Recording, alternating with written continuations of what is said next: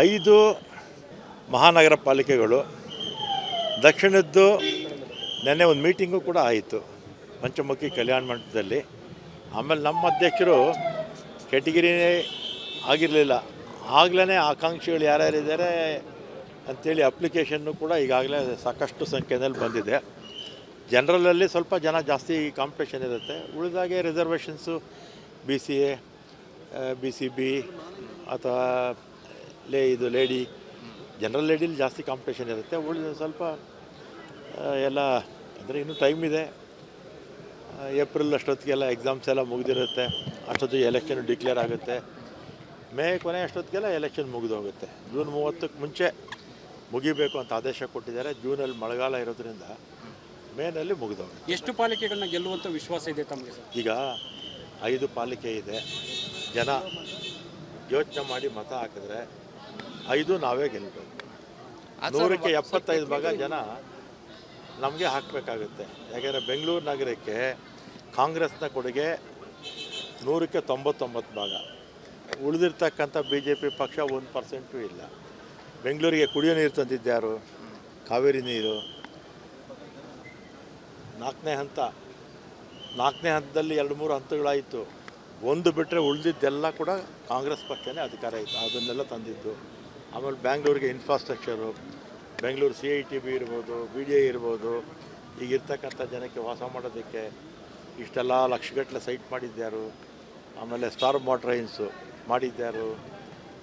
ಕಾಂಗ್ರೆಸ್ ಸರ್ಕಾರಗಳಿದ್ದಾಗಲೇ SM ಕೃಷ್ಣವರಿದ್ದಾಗ ಮತ್ತಿದ್ದಾಗ self assessment scheme, Swachh Bengaluru, ಮತ್ತು ಫ್ಲೈಓವರ್ಸು, ಬೆಂಗಳೂರು ಏರ್ಪೋರ್ಟ್ ತಂದಿದ್ದು, ಬೆಂಗಳೂರು ಮೆಟ್ರೋ ತಂದಿದ್ದು, ಇನ್ನರ್ ರಿಂಗ್ ರೋಡ್ಸು, ಇದೆಲ್ಲ ಪ್ರತಿಯೊಂದು ಕೂಡ ಕಾಂಗ್ರೆಸ್ ಪಕ್ಷನೇ ಮಾಡಿರ್ತಕ್ಕಂಥದ್ದು.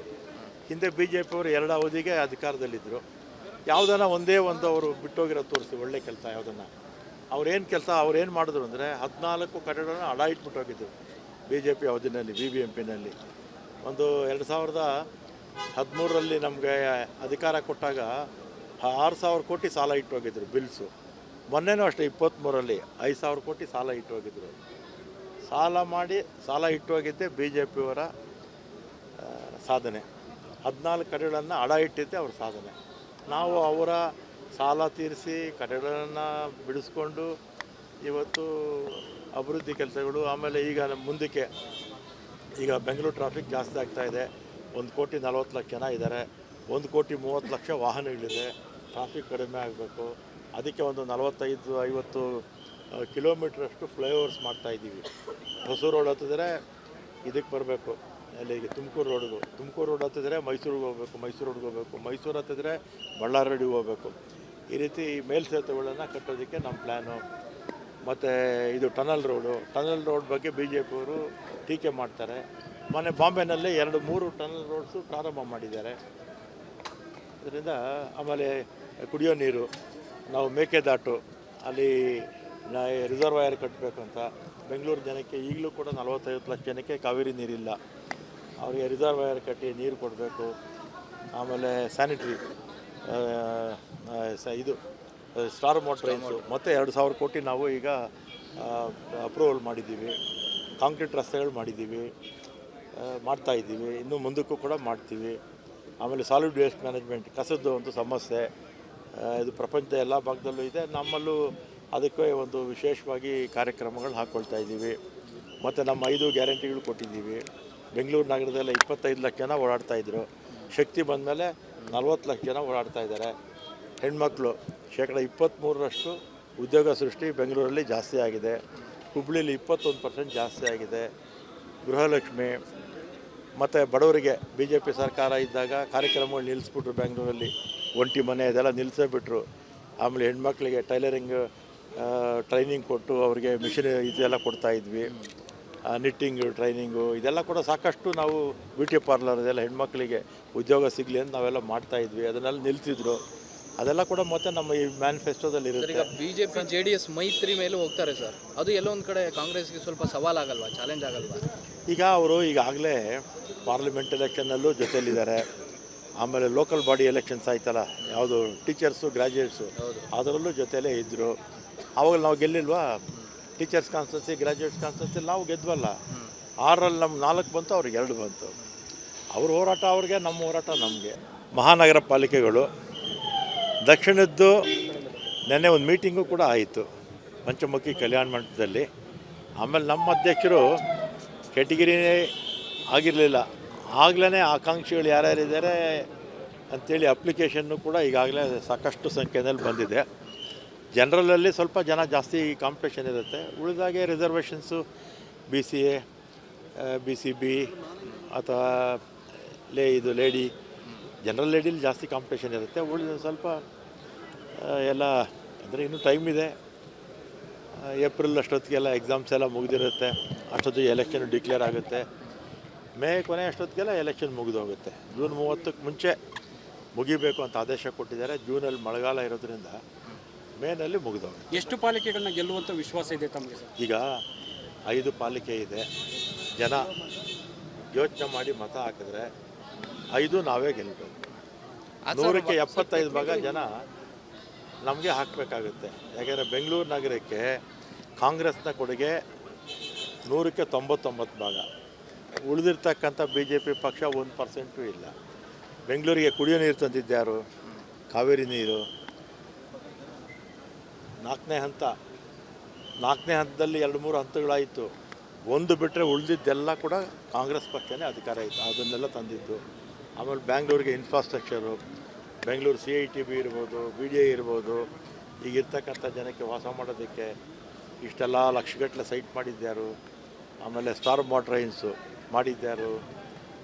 ಕಾಂಗ್ರೆಸ್ ಸರ್ಕಾರಗಳಿದ್ದಾಗಲೇ SM ಕೃಷ್ಣವರಿದ್ದಾಗ ಮತ್ತಿದ್ದಾಗ self assessment scheme, Swachh Bengaluru, ಮತ್ತು ಫ್ಲೈಓವರ್ಸು, ಬೆಂಗಳೂರು ಏರ್ಪೋರ್ಟ್ ತಂದಿದ್ದು, ಬೆಂಗಳೂರು ಮೆಟ್ರೋ ತಂದಿದ್ದು, ಇನ್ನರ್ ರಿಂಗ್ ರೋಡ್ಸು, ಇದೆಲ್ಲ ಪ್ರತಿಯೊಂದು ಕೂಡ ಕಾಂಗ್ರೆಸ್ ಪಕ್ಷನೇ ಮಾಡಿರ್ತಕ್ಕಂಥದ್ದು.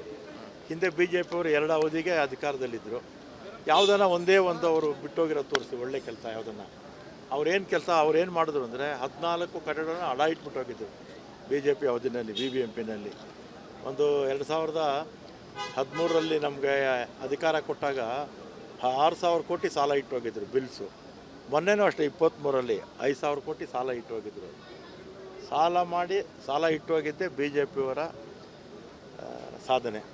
14 ಕಡೆಗಳನ್ನು ಅಡ ಇಟ್ಟಿದ್ದೆ ಅವ್ರ ಸಾಧನೆ. ನಾವು ಅವರ ಸಾಲ ತೀರಿಸಿ ಕಡೆಗಳನ್ನು ಬಿಡಿಸ್ಕೊಂಡು ಇವತ್ತು ಅಭಿವೃದ್ಧಿ ಕೆಲಸಗಳು. ಆಮೇಲೆ ಮುಂದಕ್ಕೆ ಈಗ ಬೆಂಗಳೂರು ಟ್ರಾಫಿಕ್ ಜಾಸ್ತಿ ಆಗ್ತಾಯಿದೆ. 1,40,00,000 ಜನ ಇದ್ದಾರೆ. 1,30,00,000 ವಾಹನಗಳಿದೆ. ಟ್ರಾಫಿಕ್ ಕಡಿಮೆ ಆಗಬೇಕು. ಅದಕ್ಕೆ ಒಂದು 45-50 ಕಿಲೋಮೀಟ್ರಷ್ಟು ಫ್ಲೈಓವರ್ಸ್ ಮಾಡ್ತಾಯಿದ್ದೀವಿ.